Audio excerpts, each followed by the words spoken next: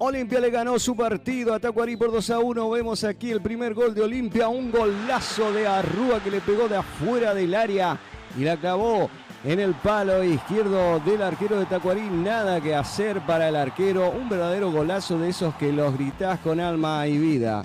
Vamos a ver el penal que le realizó el arquero a Prato. Tuvieron que ir al VAR para consultar. Finalmente el árbitro lo da por válido al penal.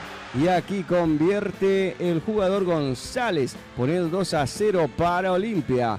Luego vendría el descuento para Tacuarí, pero no alcanzó.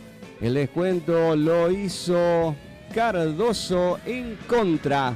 Así que con esto el partido terminó a favor de Olimpia, 2-1. Saludamos a toda la gente de Paraguay que nos sigue a través del canal de YouTube, la gente de Ciudad del Este, Asunción, Presidente Franco, San Lorenzo. Chau, chau.